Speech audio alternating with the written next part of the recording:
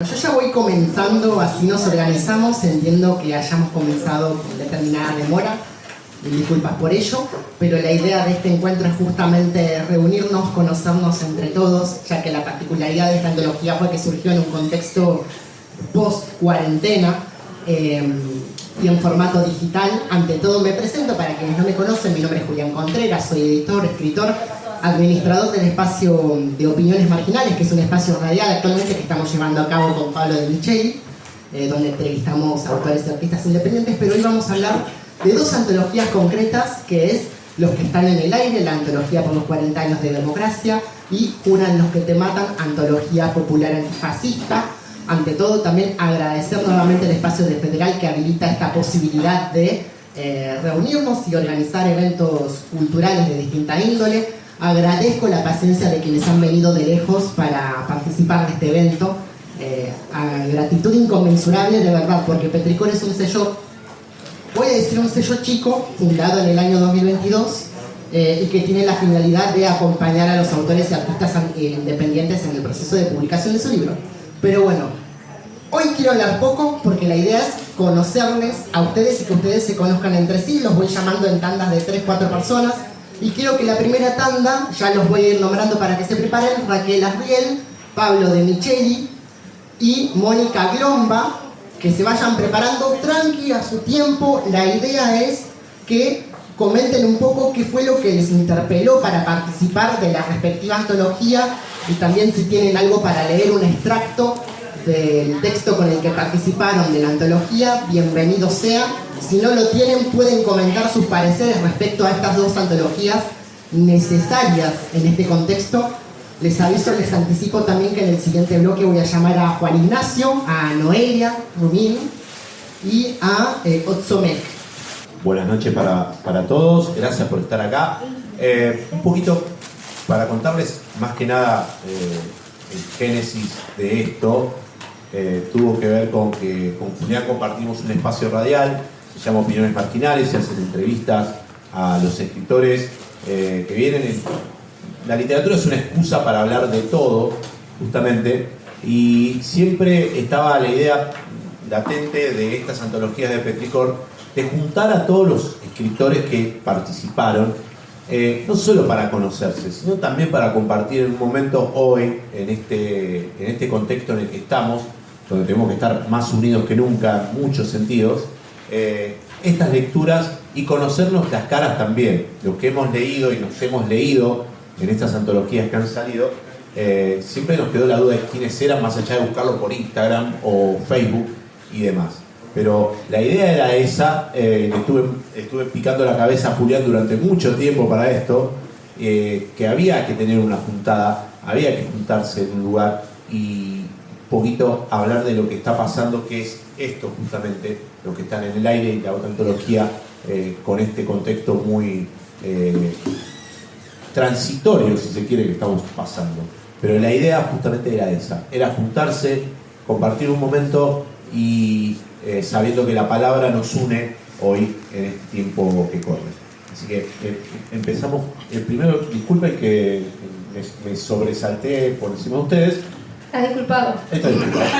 Así que comenzamos. No nos queda otra, mirá si le decimos lo contrario, no sé qué. Comenzamos puntualmente hablando del por qué escribimos esto, ¿no? Bueno, mi nombre es Mónica Glomba. Yo participo particularmente no en esta antología, sino en la antología popular antifascista Juran los que matan. Bueno, soy militante sindical, entonces soy militante política, no sé, desde que era muy pequeñita, vamos a decir. Y supongo que el contexto, los elementos de la coyuntura y demás hacían que de alguna u otra manera necesitábamos de la palabra quienes escribimos para poder dar cuenta de lo que sentíamos, de lo que nos pasa, de lo que nos acontece y se nos quedaba acá en la garganta. Y bueno, qué mejor que este nombre que nos convocaba justamente a eso, ¿no? A generar algo, a romper un poco la racionalidad en este mundo hipócrita, en este mundo de tantas desigualdades.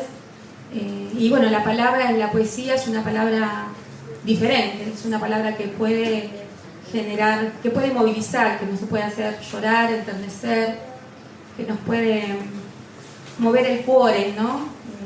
Dejar un poco, yo insisto con esto, la racionalidad, el pensamiento y posibilitarnos mover otras estructuras. Así que me encantó formar parte de esta antología. Agradezco a Julián y a Pablo, porque la verdad que mi entre fue por Pablo y después terminé enganchándome con Juli, y me parece que se está gestando una cosa linda, bonita, y los tiempos que corren son tiempos donde hay que anidar, ¿no? Donde hay que armar comunidad, ¿no? Pequeñas trincheras que nos permitan resistir para salir también con fuerza, porque bueno, si no las bestias, los monstruos, los dinosaurios nos comen. Así que bueno, por eso participo en esta antología y por eso disfruto, y la verdad estoy re contenta de estar en este espacio y conocer compañeros y compañeras con los cuales hay posibilidad de encuentro, ¿no? Eso. No, tenemos uno para cada uno. Impresionante. Sí, Raquel. Hola, ¿me escuchan?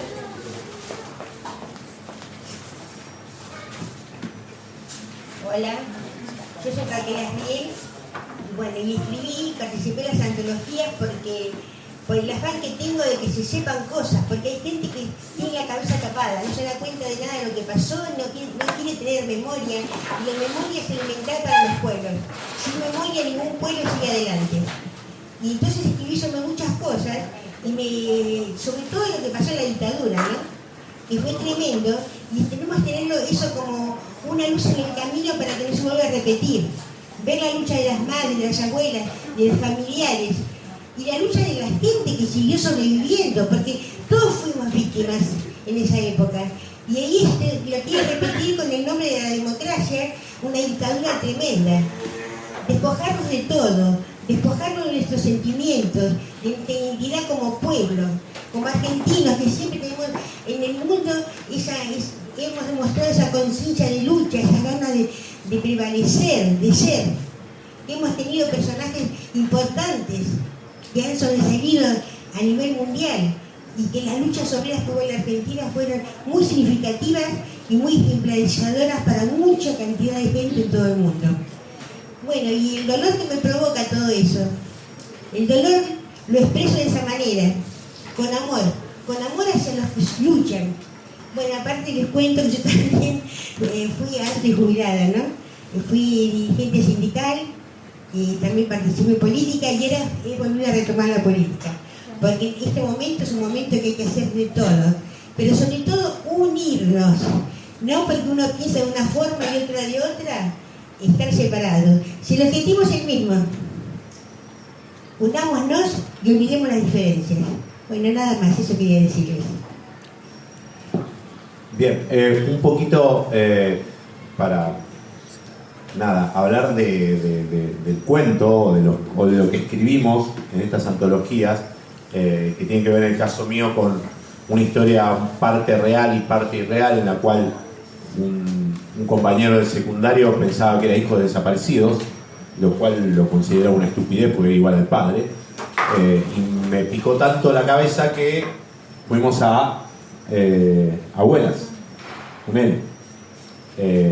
Yo en una época que tenía 16 años, nací en el 79, él también, que uno estaba en otra, jugar a la pelota, rock and roll y demás, no tomaba conciencia de esto, por eso se llama revelación, porque el cuento, más allá de que mi compañero no era hijo de desaparecidos, haber encontrado una abuela que iba a la sede de Abuela, justamente, se sentaba en el hall, en la sala de espera, mirando a ver si entraba su nieta y si la reconocía porque si era parecida a su hija.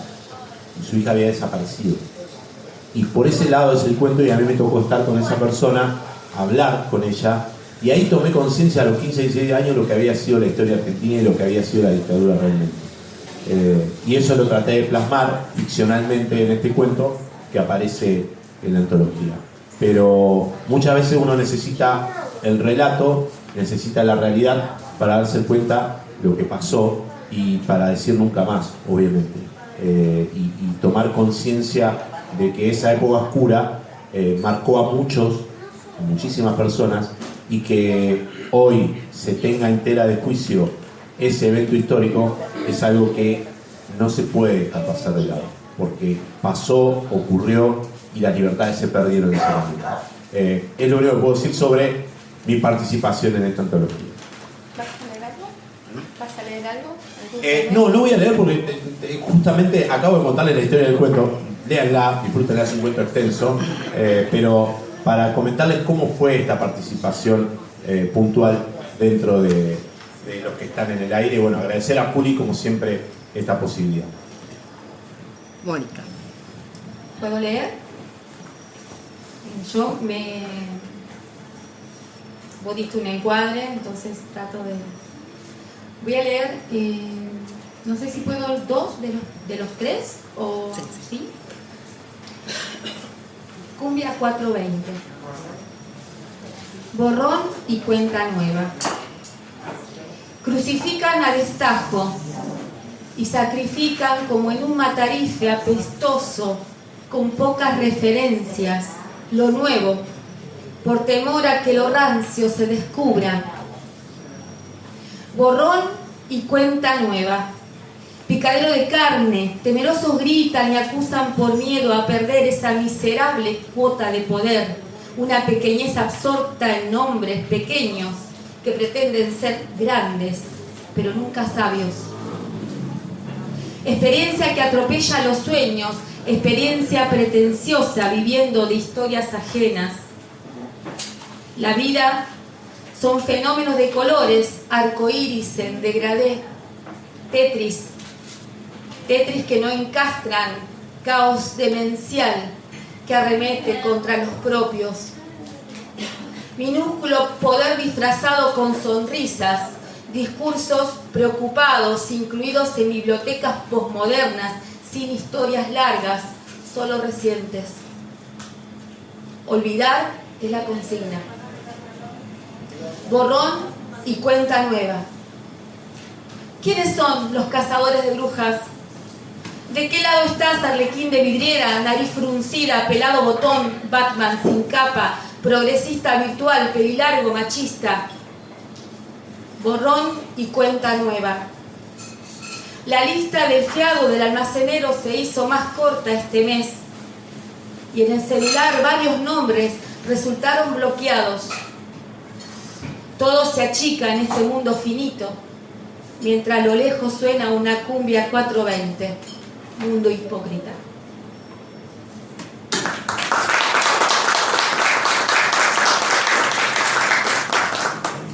Y lo voy a leer. Este poema lo escribí el 10 de octubre, cuando inició la ocupación y el genocidio del sionismo hacia el pueblo palestino, fundamentalmente hacia los niños de Gaza. Los niños de Gaza, ¿dónde van los niños cuando mueren? Y cuando son asesinados, ¿dónde van? ¿Alguien puede responder? ¿Será una tierra santa, una tierra buena, una tierra propia con olivares y albahaca? ¿O una tierra fértil? ¿Les esperará Alá, Jesús, Dios? ¿Les leerán el Corán, la Torá, la Biblia en su Nuevo Testamento? ¿Les juntarán monedas para cruzar la barca? ¿Se levantarán otros muertos para abrir la puerta grande a los despojados de todos? Tal vez alguien les espere para acariciar los dolores, coserle los brazos, las piernas, las nanas del corazón llorando. ¿Las curarán con bisturí, agujas y yesos para soldarle los huesos? ¿Les pondrán paños tibios para escurrirles la sangre? ¿Les convidarán Coca-Cola y papas fritas envasadas para llenar sus estómagos vacíos?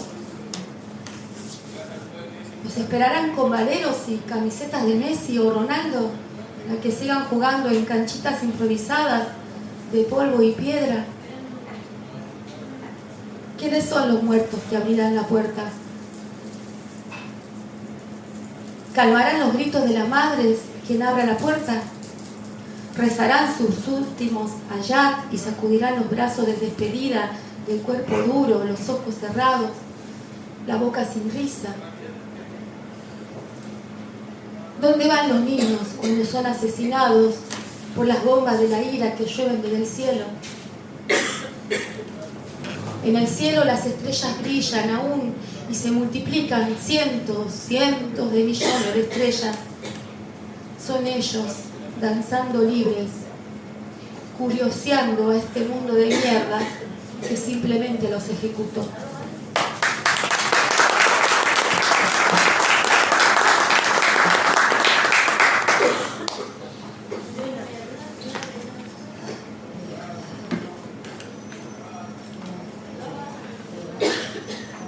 Bueno, yo voy a leer un cuento que hice acá en esta antología y también voy a leer un pequeño cuentito que hice estos días. Casi te encuentro. La encontraron, no a Marcela, a lo que quedó de ella. Fueron años y años de desear abrazarla, de querer besarla, porque aunque conocía a fondo la tremenda realidad, no osaba perder la esperanza. Estaba con los restos de otros 25, de todas las edades. Hasta se encontraron los huesitos de 3 chiquitos, de entre 8 meses y 3 años, juntos a los de su madre. Eran extremistas, que yacían con el cráneo perforado y un balazo a la altura de la sierra. ¿Quién sabe cuánto sufrieron sus cuerpos hasta encontrar el mísero alivio de una muerte injusta? Solo queda de ellos un montón de huesos abandonados, manoseados por peritos que tratan de determinar quiénes fueron. En definitiva, la democracia sirvió para que muchos familiares aceptemos su partida y para que volvamos a sentir en carne propia los tormentos que sufrieron. Dios, ¿cómo te habrás desesperado? ¿Cómo habrás parido entre el miedo y la locura? ¿Cómo habrás implorado por tus hijos a los que amaste aún antes de engendrarlos? Sabíamos que los chiquitos eran 2, y el dolor se nos duplicó infinitamente en el alma. Como a vos y a esa muchacha que te ayudó en el parto y que encontramos en tu misma fosa.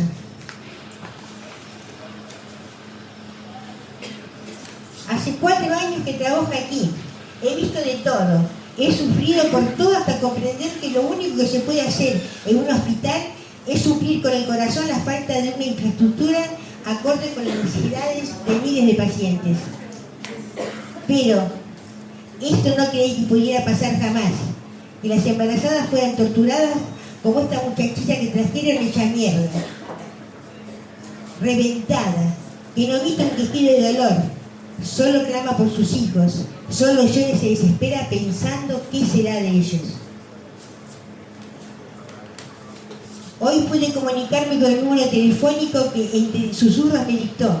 Hablé con su madre y a pesar de que me sentí aliviada al hacerlo, el miedo recorrió mi cuerpo causándome dolor. Ya van 3 días en que casi no pruebo bocado, debido al malestar que retuerce mi aparato digestivo. Casi no duermo y cuando lo logro, sueño que me encuentro rodeada por restos óseos a los que quiero abrazar, pero ellos chocando entre sí con un cascabeleo burlón, se me escabullen entre los dedos. A todos quisiera tenerlos, porque los necesito vivos, porque los amo, porque sufro por ellos. Con tu desaparición me diste la vida, hija querida. Vos y los otros también, Pablo. Hasta entonces, yo vegetaba entre ropa sucia, bolsas de mandados y la preocupación de hacerlos estudiar y darles de comer. Y no te digo cuánto deseaba verlos bien casados. Mi corazón no extendía sus efluvios más allá de ese mundo pequeñito en el que con gusto me encerraba. Amaba ese mundo tranquilo, ignorante y rutinario, pero amo infinitamente más a este que me duele, pero que me alienta y engrandece, porque aprendí que hasta en el último rincón del mundo hay alguien por quien penar, hay personas a quien amar. María va y viene, no para, está desesperada, sabe dónde están y quién los tiene, pero no se los devuelve. Los tiene porque son su único consuelo, porque son el fruto del amor de su simiente, porque son de ella esos pequeños desconocidos de su sangre. Hace 9 años que están con sus cantores, hace 9 años que se creen hijos del asesino de sus padres. Los tuvo tan cerca durante el juicio. Cómo lloró esa vez. Era la exacta conjunción de Pablo y de Marcela, pero no denotaban sus apocados rostros la alegría ni la vitalidad risueña de ambos. ¿Cómo los habían censurado? Así otra vez trataron de matarlos. La justicia determinó que los niños debían ser devueltos a sus familiares, pero nunca más los vieron. ¿Quién sabe dónde los llevaron? Pero María no está solamente esperando. Ella por ellos va a salir a buscarlos.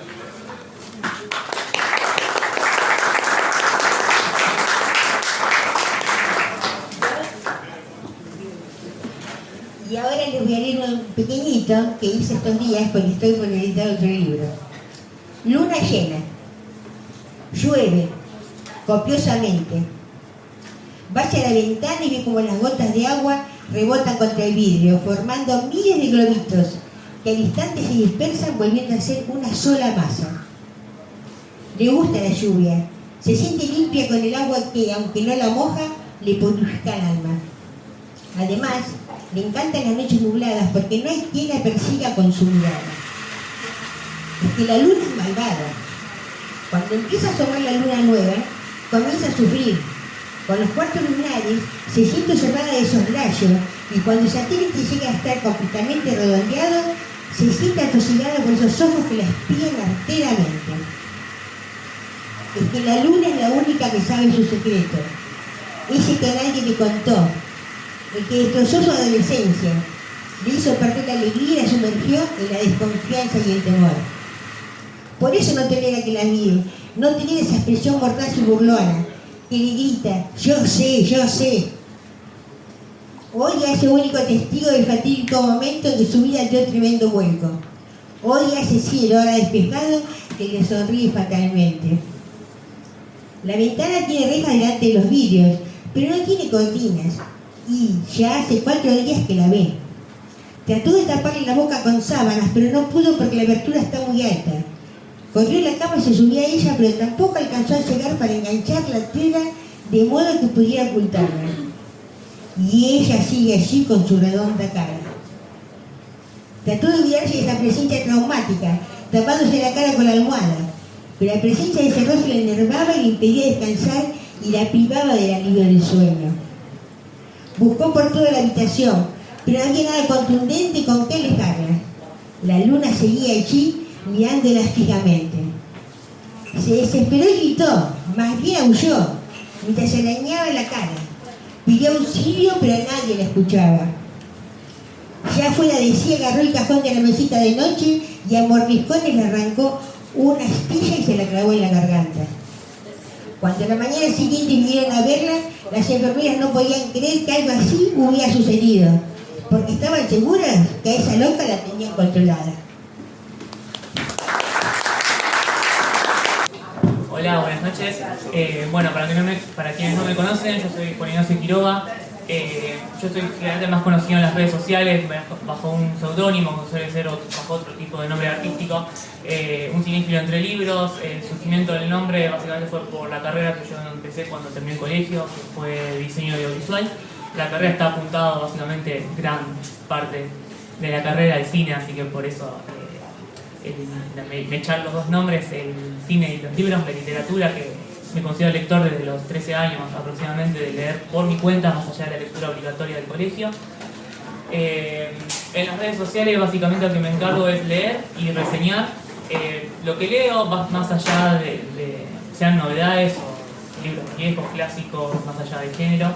Y con respecto a la convocatoria, por eso el libro en cuestión, si bien para mí fue algo como novedoso entre las editoriales, el hecho de los concursos me pareció como algo súper novedoso antes de justo antes de la pandemia, pero lo descubrí antes justo en plena pandemia, lo de los concursos literarios, y me pareció como un buen acercamiento para plasmar a aquellos que no tienen la posibilidad de publicar, me pareció como un buen acercamiento, y si bien había intentado con otras editoriales por lo mismo, este sería en mi caso la segunda vez en la que justo un texto mío haya quedado seleccionado, y con el tercero que justo dando una casualidad con Petricor, ambas antologías, Los que están en el aire y Juran los que te matan, En mi caso, en este libro, mi texto es el más cortito, es el tercero justo, el que quedó seleccionado.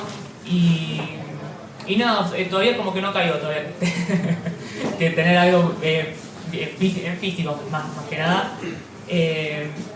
Y bueno, para no seguir explayándome sobre lo que hago, con respecto a esta convocatoria, como estaba diciendo en este libro, se encuentra un relato, básicamente, y en el otro me quedé, ya que está la propuesta de ensayo y poesía, preferí dejar directamente, por cuestión de tiempo más que nada, porque originalmente quería dejar un ensayo, pero bueno, con el trabajo no iba a poder, así que preferí plasmar 3 poesías en la otra antología, que bueno, de la cual me gustaría compartir una.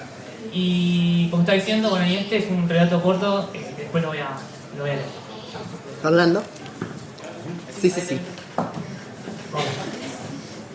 Está encendido. Sí. Hola, sí. Bueno, mi nombre es Fernando Bustos Samé. En principio quiero agradecerle a Julián y esta iniciativa, esta convocatoria. Convocatorias hay en todos lados y muy seguidas. Pero me refiero a 2 particularidades que quiero resaltar. Una es la temática. Por supuesto, estoy hablando de los que están en el aire. Hablar de la memoria es preciso y es urgente.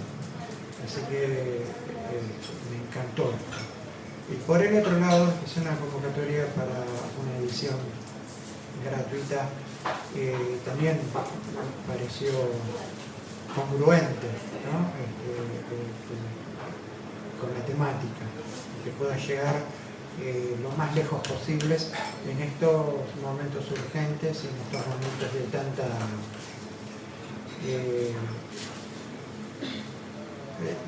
tanta historia plana, ¿no? Como que vivimos un presente constante. Recuerdo que Fukuyama decía el fin de la historia y nos cagábamos de risa y ahora estamos llorando por eso, ¿no? 40 años después de que la haya escrito, creo que son los años que escribió ese libro, y estamos viviendo eso, un presente continuo sin historia. Así que hablar de la memoria me pareció muy bueno. No quiero leerles el texto, se llama Semana Santa. Yo ya lo medí, lo grabé en audio, hago periodismo y entonces tengo el audio, son como 10 minutos de lectura y como es suspenso, tampoco da leerles son fragmentos, así que se los voy a vender, les voy a vender la lectura, les voy a hablar de la trastienda del texto. Bueno, cuando me enteré de la convocatoria fue muy pronto, así que estoy muy contento de que hayan hecho este encuentro para que nos conozcamos, para que construyamos lazos para la próxima, ¿no? Porque seguro que va a haber muchas más. Necesitamos estar juntos y bueno, hay muchas veces que nos sentimos solitarios, rodeados de un montón de maldad y en realidad somos muchos, pero no estamos articulando, así que bienvenida a esta propuesta también, la de hoy, y en este lugar que es hermoso, no conocía. El texto que escribí yo está basado en una historia real. Es un fragmento de una novela que está inconclusa, está cajoneada desde hace mucho tiempo. Yo empecé a escribirlo en el 2005 y ahí había quedado. Porque quería ser preciso. Como yo estaba poniendo mucho material verídico, yo soy periodista también, como oficio, y me gusta mucho esto de Rodolfo Walsh, de Truman Capote, de utilizar las herramientas de la literatura, o las herramientas del periodismo para hacer literatura, o hacer la dramatización del periodismo, ¿no? Pero esta novela es una novela basada en 1976 en una guerra subterránea entre vampiros y hombres lobos, y licántropos. Entonces, me parecía que el fragmento en el que está basado este texto le podía herir susceptibilidades, así que le cambié los nombres. Es la historia del negrito de Avellaneda. Iris de Avellaneda está viva. Y bueno, como en el 2005 mezclar hombres lobos, ¿se acuerdan, no? En el 2000 cuando Charly García quiso tirar maniquíes en Puerto Madero para hacer el gran recital ese de 200.000 personas y las madres dijeron, las abuelas le dijeron, no, che, me parece que entendemos tus intenciones, pero no. Bueno, les cambio los nombres. Se llama Semana Santa porque está focalizado en cuando los chupan. Estamos hablando de torturas psicológicas. Todo lo que viene después es muchísimo peor. Torturas físicas, la muerte del negrito de 14 años, empalado, no voy a entrar en detalles. Pero en este fragmento, que es la noche del secuestro, narrado en tiempo real, la literatura y la ficcionalización que le puse yo, digo que le puse yo porque me basé en el testimonio dado en el juicio de Campo de Mayo, en el testimonio de Iris. Entonces, al dramatizarlo, yo le agrego diálogos, sobre todo para posicionar o para mostrar a la jerarquía de este comando de secuestradores en Munro en la madrugada de abril de 1976, para despegar de esa idea, de esa mala idea del sentido común, de que estos terroristas de Estado eran monstruos. Entonces a mí me inquietaba, y a partir de este texto, focalizar la idea de que no eran monstruos, o por lo menos los cuadros, ¿no? Digamos que reclutaban a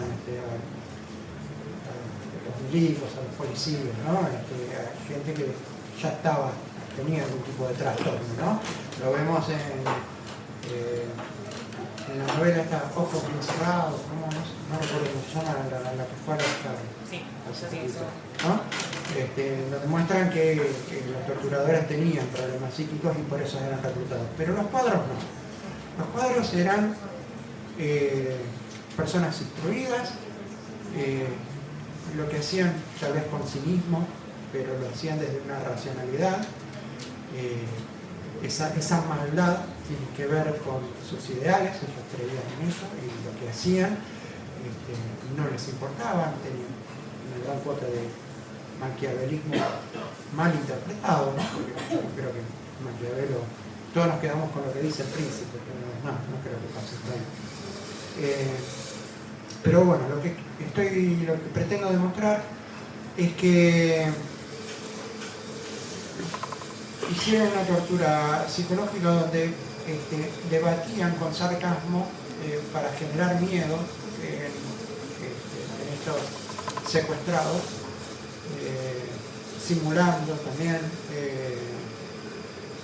fusilamientos y planteando toda una lógica que hace que no entre en el plano de lo monstruoso. Eran personas de familia, eran personas religiosas, tenían su postura religiosa. Yo también soy cristiano, igual que ellos, con una mirada totalmente opuesta, pero yo también tengo una fe racionalizada, pero sin embargo estoy en las antípodas. Pero ellos tienen un argumento y tienen una lógica, y es preciso que se conozca y que salgamos de ese estereotipo de lo monstruoso, porque lo monstruoso nos lleva a la inimputabilidad y no fue así. Así que bueno, espero que estas palabras me sirvan de incentivo para la curiosidad y para ir a leer el texto. Y bueno, ya en algún momento seguiré investigando datos precisos de la historia para ficcionalizar esto de los licántropos que vienen a luchar por la liberación del hombre desde los instintos y desde la relación con la naturaleza, y los vampiros que son inmortales y están escondidos detrás de un poder, manipulando como titireteros a los poderes formales del mundo, haciendo esta guerra fría sin fin. Tal vez cuando lo publique en otro momento ya tenga una mejor llevada a hablar de estos temas tan tabú para ficcionalizarlos, ¿no? Bueno, muchas gracias.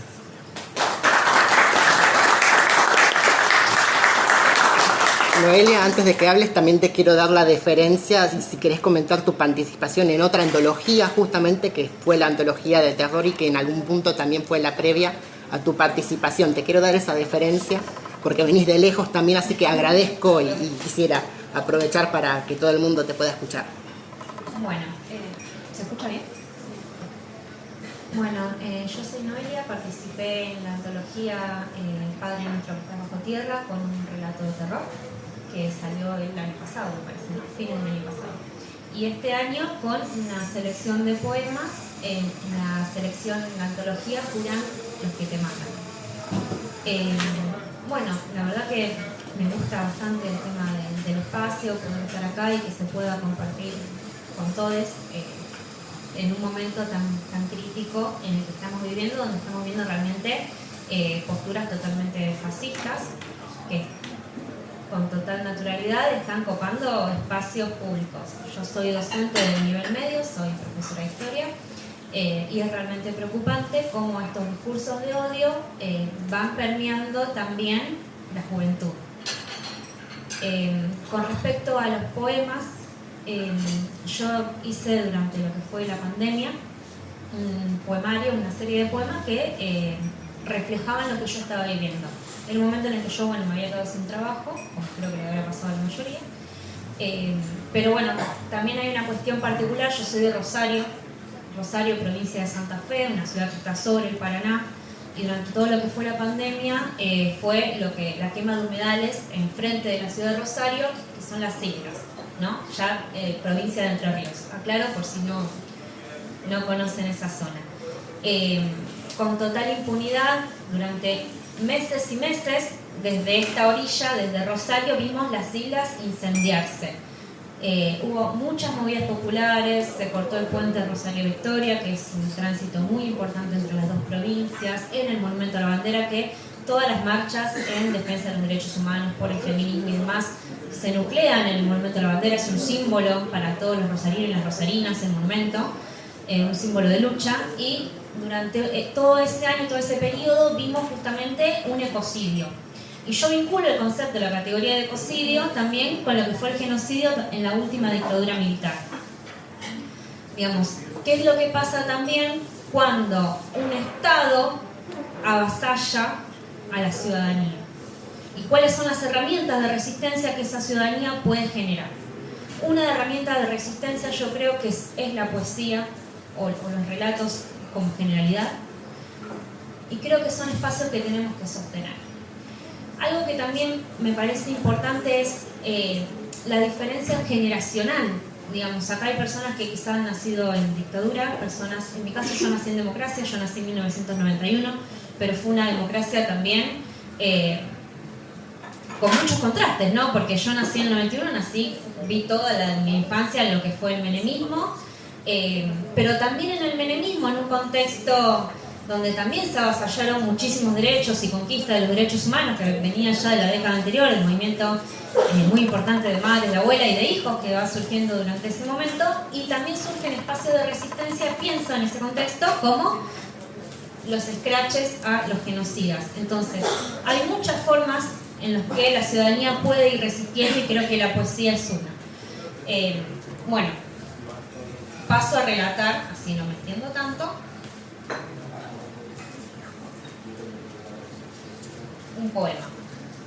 Se llama La caja de Pandora.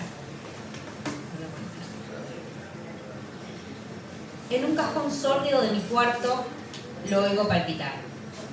¿Qué sucederá, Pandora? Las horas marcan las ausencias. Las cenizas han cubierto la ciudad. Mujer forjada en el fuego. ¿Qué sucederá, Pandora? Arrasan y ultrajan la tierra con su veneno. El glifosato contamina los ríos y nuestros vientres. En una caja sórdida sobre mi cama los oigo crepitar. Los lapachos, los espinillos, los sauces. Las luciérnagas titilan en mis penumbras. ¿Qué sucederá, Pandora?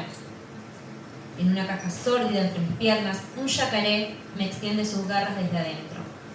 ¿Qué nos quedará cuando abras la caja, Pandora? Esperanza.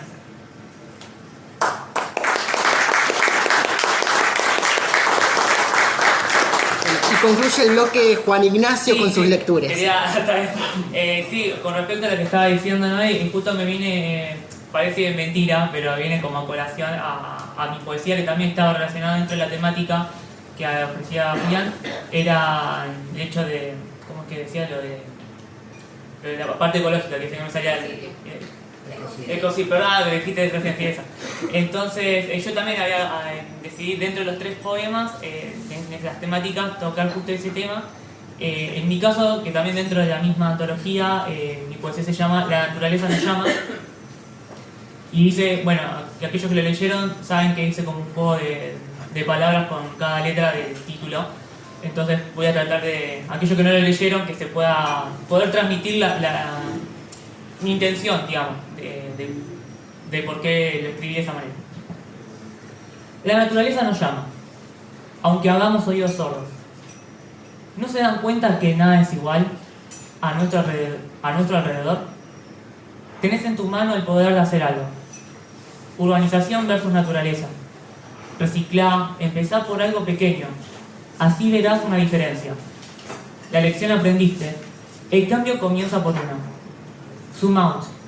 ¿Acaso buscabas una respuesta inmediata? No seamos siempre egoístas o saldremos lastimados tarde o temprano. Lección del día. La naturaleza nos llama. Aunque hagamos oídos sordos, mi Argentina querida saldrá adelante, a pesar de que digan lo contrario.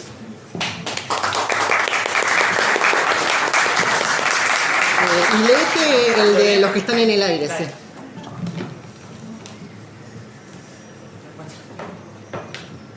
Les recuerdo también que tanto Juran los que te matan como los que están en el aire están disponibles en forma gratuita en PDF. Tienen el QR que gentilmente Mónica instaló allí en ese sitio para que lo puedan descargar desde sus celulares. Agradecido por la colaboración de Mónica.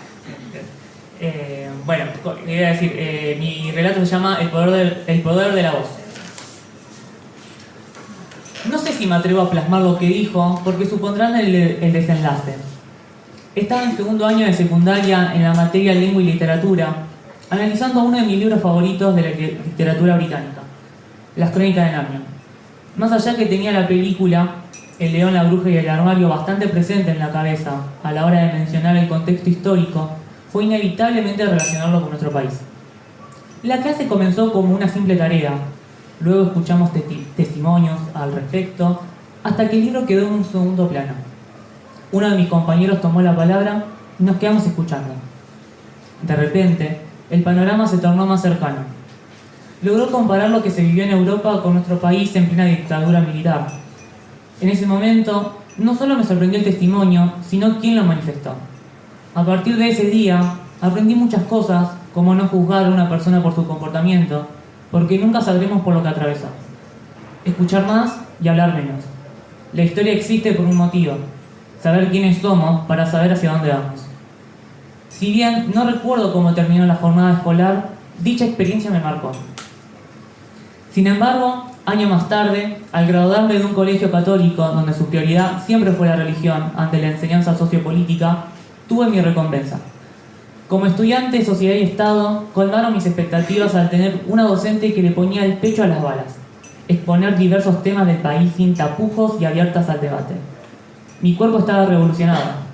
Esperé hasta la última clase para manifestarle todo lo que pasé por el instituto en cuanto a la materia, que estaba agradecido en que haya sido mi profesora, para finalizar mi discurso con un abrazo que amablemente ella aceptó. Con esto quiero decirles que luchen para que nunca le nieguen su historia y no se sientan como un extraño en su propio país. Muchas gracias. Hola, ¿cómo están?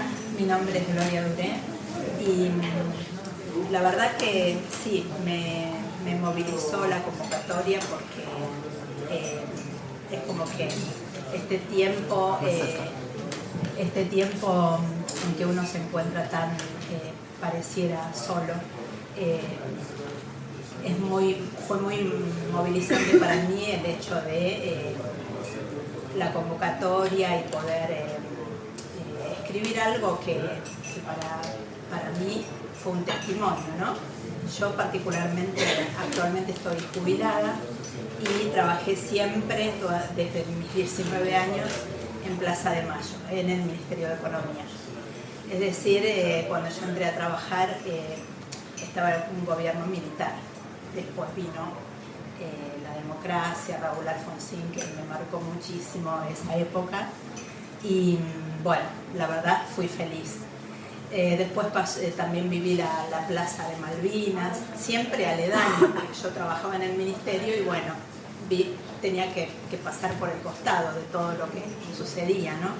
Y la verdad que el ser testigo de esas situaciones, la verdad que me atravesaron. Y lo más, yo recuerdo lo que a mí más cuando leí esta convocatoria, me pareció importante escribir un testimonio. Y el testimonio fue cuando mataron a Dalmiro Flores en Plaza de Mayo, que fue en el año 82, en diciembre, antes de que asuma el gobierno de Alfonsín. Y yo había ido a la plaza, había ido a manifestar en contra del gobierno, siendo empleada estatal del Ministerio de Economía. Era como que muy inconsciente porque era súper joven. Pero a Dios gracias no me pasó nada, regresé bien a casa, nadie me persiguió ni nada por el estilo. Me refiero a mi trabajo en el ministerio, ¿no? Pero bueno, lo que cuento acá, que no lo voy a leer porque es un relato de testimonio, y lo que quiero trasladarles a ustedes es lo que yo sentía y siento hoy ya no, porque ya no voy de visita a Plaza de Mayo, ¿no? Pero siempre pasaba por lugares que la verdad que han sido icónicos, y cada vez que veía la placita esa, Dalmiro Flores, es como que recordaba que yo había estado ahí, solo que del lado de la catedral, y bueno, que hubo persecución, hubo balas de goma, nos pegaron en la cabeza con las balas. Yo estaba con el que en ese momento era mi novio, después fue mi marido. Bueno, así que el testimonio que yo cuento acá es justamente el de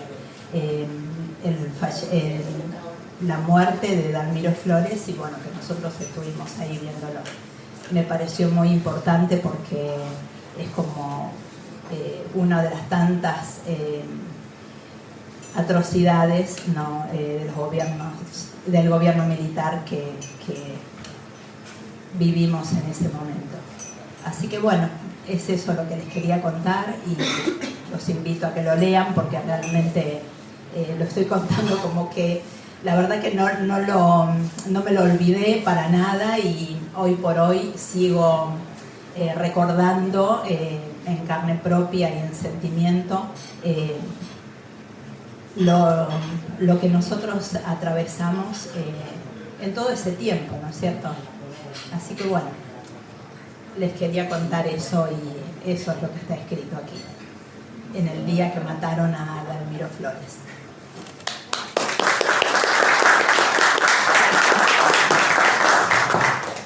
Tengo el mío.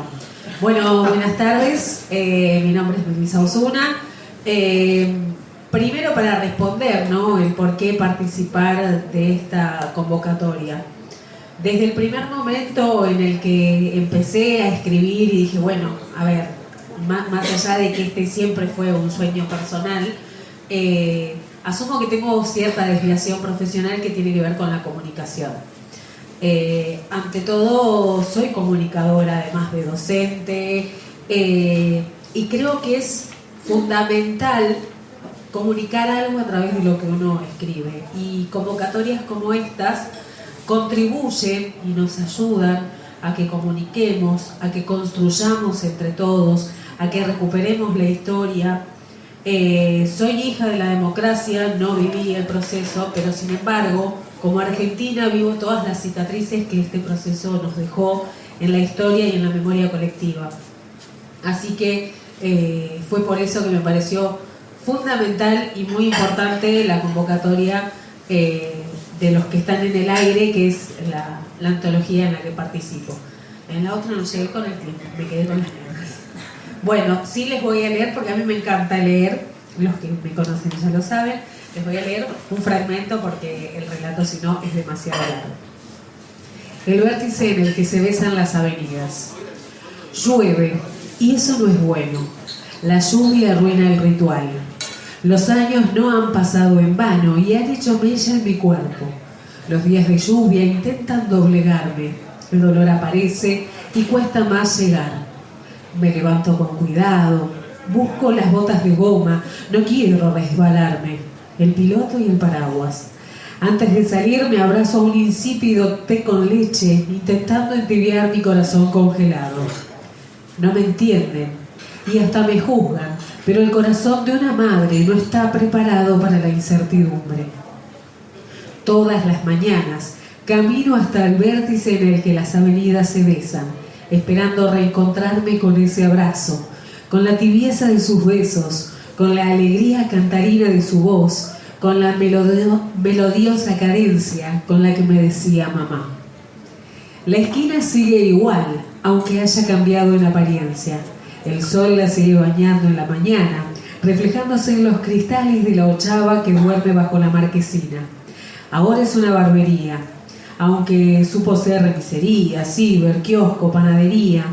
En aquel momento era un local vacío, aunque adentro hacían alguna que otra cosa. De ahí adentro lo sacaron a Juan Pedro. Siento el color de las lágrimas trepando por mis ojos, que se cargan de recuerdos. Yo tenía miedo, pero él, como todo adolescente, creía que era inmune a la realidad. Bueno, y se los dejo ahí.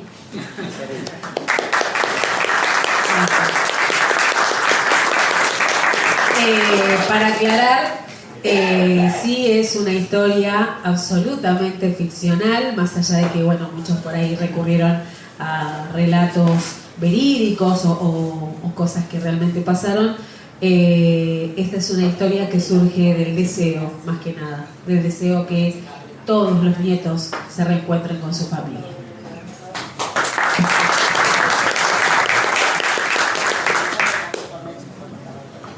Bueno, buenas noches. Mi nombre es Gonzalo.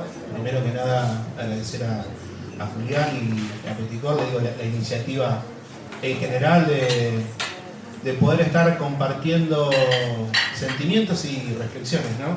Que un poco invita a eso el formato de ensayo y poesía. En mi caso particular soy docente, soy profesor de historia y militante político, y obviamente lo que me movilizó para participar de esta antología, que en este caso es la de Juran los que te matan, ¿no? Los que te reprimen, los que te persiguen. Por ahora solo persiguen y reprimen.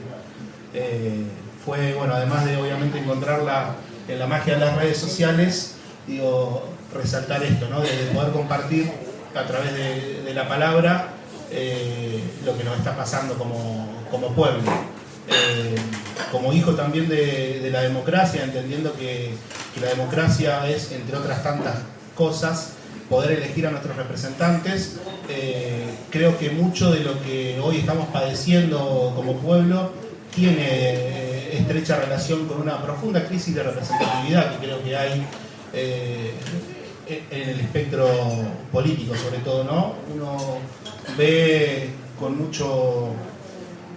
mucha tristeza una suerte de disociación muy grande respecto de los representantes y los representados, que de alguna u otra manera deriva en que hoy nos gobierne una expresión de la derecha, ¿no? Una expresión del neofascismo, como nos invita a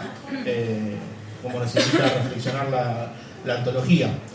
Creo que eso se agudiza muchísimo más cuando vemos que el sentido común también le es esquivo a una idea que justamente sea contraria a estas expresiones tan duras y deshumanizantes.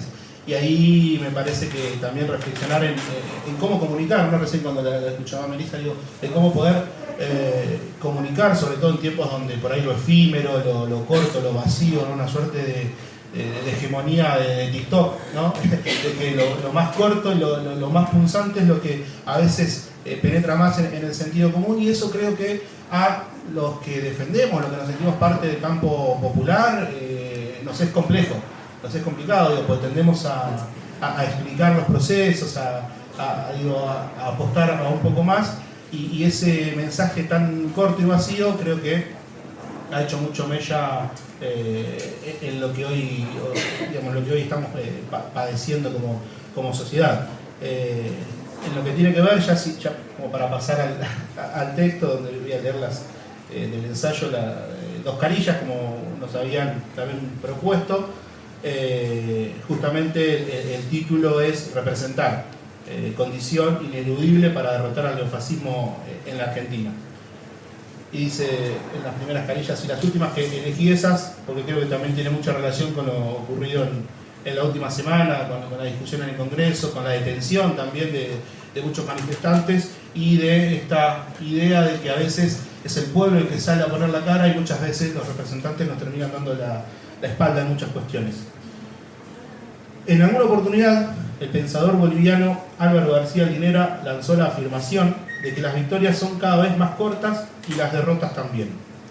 Es una definición que cuaja en cualquier escenario social y político al que asistimos en estos tiempos, donde lo efímero, lo líquido, le van sacando ventaja a los procesos más estructurales y consistentes. Ya muchos pensadores se han referido a estas cuestiones al describir la posmodernidad o la modernidad líquida como el rótulo a la creciente intercomunicación del mundo, producto del advenimiento de la globalización. Aún así, lo que testificamos en la actualidad pareciera ser una exacerbación de todo eso, una hiperliquidez en función de una mega conectividad que es, a su vez, extremadamente efímera. Ya no hablamos de grandes teorías que penetran en sociedades lejanas gracias al proceso global. Estamos ahora en presencia de definiciones cortas, vacías, pero a su vez lo suficientemente potentes y masivas como para ganar el sentido común de una sociedad que atraviesa una profunda crisis de representatividad. Es la hegemonía del TikTok y otras redes sociales en las que mientras menos contenido haya en cuanto a la duración, más efecto tiene en la penetración de su mensaje. Ante este cuadro de situación, donde gobierna la Argentina una fuerza que amenaza por igual la economía de nuestros paisanos compatriotas, como así también las bases democráticas que tanto nos costó conseguir y afianzar, es que es indispensable que las fuerzas políticas opuestas históricamente a esas ideas logren reagruparse y representar. En el campo nacional y popular, con el peronismo como principal eje conductor, debe muy rápidamente, como sostiene Linera, salir del derrotismo y confrontar. Si esto no ocurre, se vendrán tiempos duros, porque si no es mediante la política que salimos de este entuerto, será con el pueblo poniendo el cuerpo, una vez más. Y para finalizar, me quiero detener en esto último. El pueblo argentino sabe de muchas luchas y grandes epopeyas populares, pero ¿es justo que salga solo? Si fueron otros los que lo depositaron en este lugar, por no haber podido representar, ¿debe ser el pueblo quien ponga la sangre? Que no ocurra como aquella canción de Charly García que decía: los jefes de los chicos toman whisky mientras los obreros hacen masa en la plaza como aquella vez. No es ese el contrapeso que se necesita para derrotar a la hegemonía posmoderna del TikTok ni a las ideas antidemocráticas de la libertad avanza y el PRO. Es con política, es con representatividad, es poniendo el cuerpo, pero todos juntos.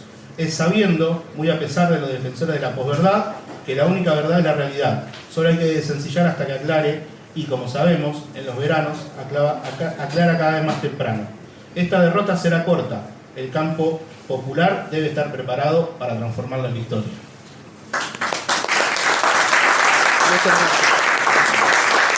Y concluimos con Camila Fleitas, a quien quiero preguntar cómo te interpela esta antología y de ahí cerrar con tu escritura también.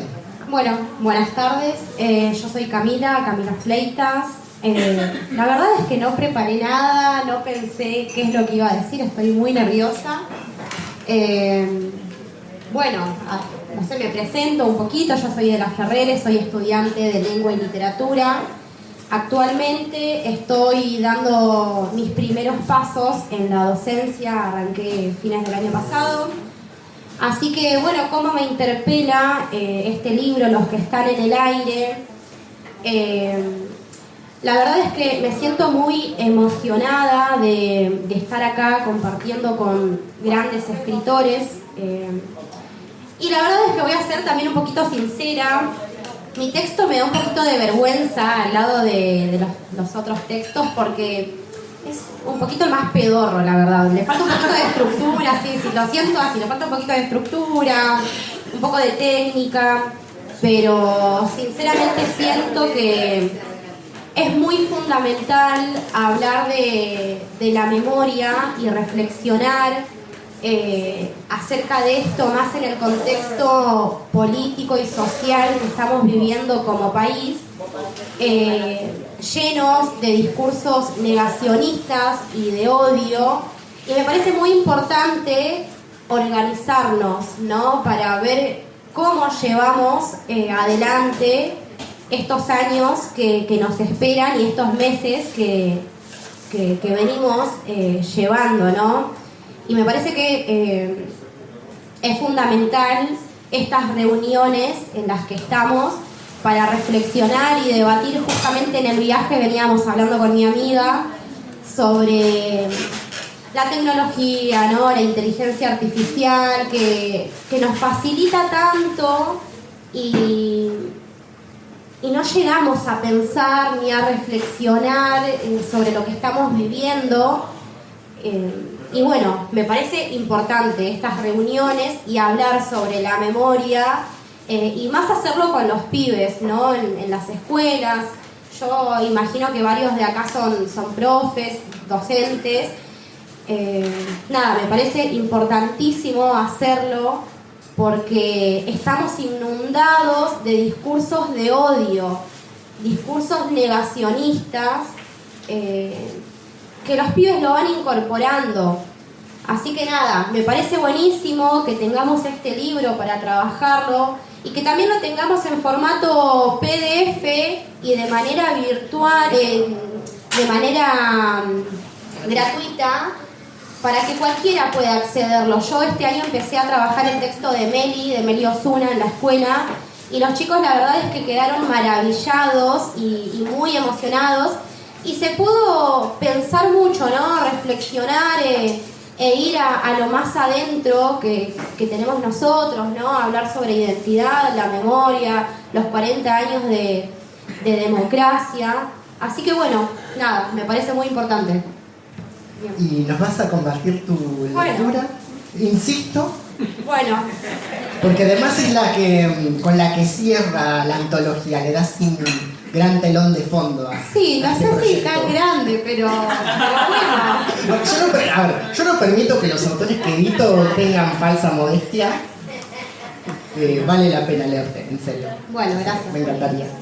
Bueno, yo escribí una poesía, se llama Momentos, y dice así.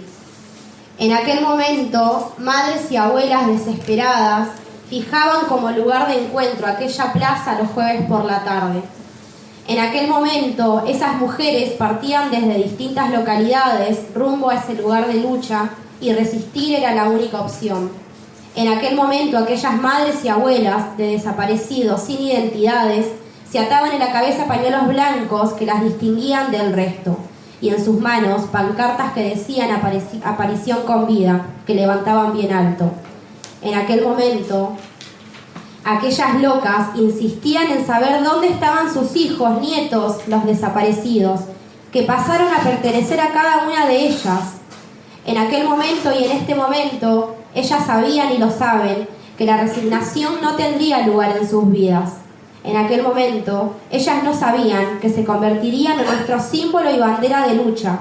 Y en este momento, las celebraciones en conjunto, al encontrar a cada nieto, en este momento defendemos la memoria, la historia que se ha escrito con tanto dolor y decimos nunca más.